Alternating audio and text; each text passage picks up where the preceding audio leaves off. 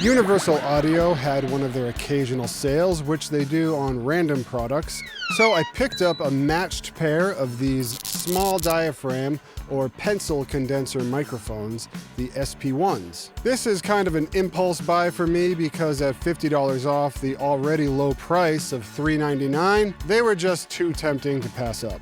For those of you unaware, the SP-1s are UA's attempt at an affordable matched set of condenser microphones, which are most likely sourced from the Far East. However, Universal Audio aren't going to put their name on garbage, right? Well, while there are plenty of reviews out there, and the consensus is that these actually are a great pair of microphones, I want to do something a little bit different and find out how they compare to a budget off-brand or cheap microphone. So today I'm going to put them up against the Neewer NW-410s, which are very inexpensive, running at just $100 for the pair. So I'm gonna test them out on drum overheads and an acoustic guitar, but first we'll do an unboxing.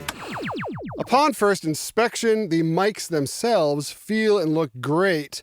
They've got a nice classic paint job and a good weight to them. However, the same can't be said for the included stereo bar. This is flimsy and it feels like an afterthought that Universal Audio just threw in. However, for little money, you can upgrade this. I can vouch for the metal construction Camvate bracket T-bar, coupled with the Moxweyeni, I think I'm pronouncing that right, adapter set so that you can cross one mic on top of the other with ease if you want to widen your stereo image a bit in an XY configuration. At $22 for the pair, this is the most inexpensive, good option that I can find, and there's a link in the description if you would like to help my channel out and are in the market. Now let's get these set up and see how they sound in comparison to the Neewers. Like I said, first we'll do drum overheads and then we'll test the acoustic guitar. On the drums, I'm using the Warm Audio WA412s for a preamp, and on the acoustics, I'll use my Chandler TG2s. Both will be converted using my Apogee Symphony.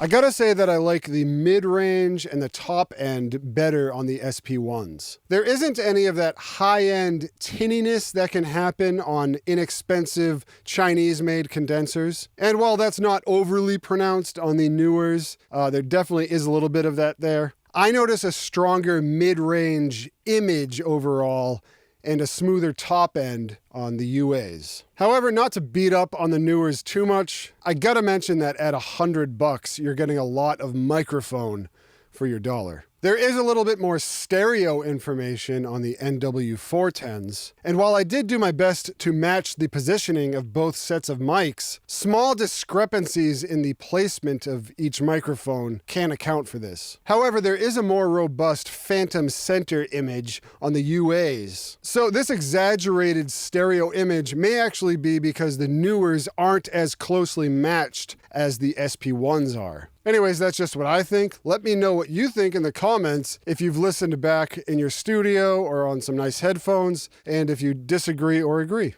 All right, so on to the guitars. I hope the video is helping you out so far, and if it is, the best thing that you can do to say thanks would be to leave a comment, like, and subscribe to Como Music Creation.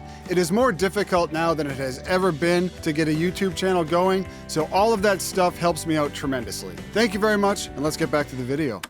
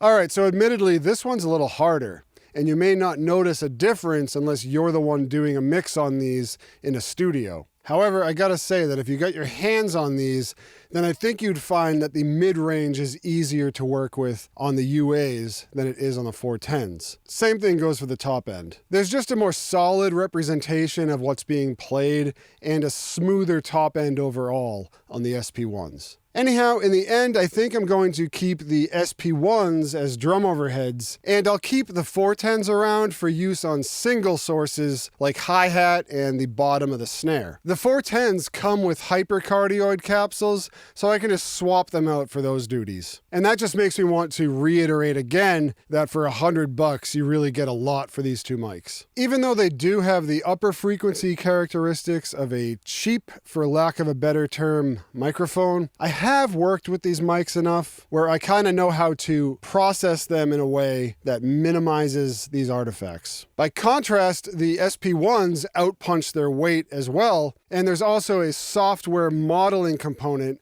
which I haven't even tried yet, but it looks interesting nonetheless. Ultimately, it's kind of crazy these days what you can grab with just a few $100. And once again, please let me know what you think in the comments, because I learn just as much as you do from watching these videos when you engage with them. Speaking of which, please like this video if it helped you, and subscribe to Como Music Creation. There are links to the SP-1s and the 410s in the description if you're in the market. The price is the same for you either way, but if you use my link, then it really helps support my channel. And since YouTube barely pays anything at all to smaller creators, a donation is always greatly appreciated through my PayPal on my main channel, but I completely understand if that's just asking too much. Anyways, thanks a lot for tuning in, and I will see you next time.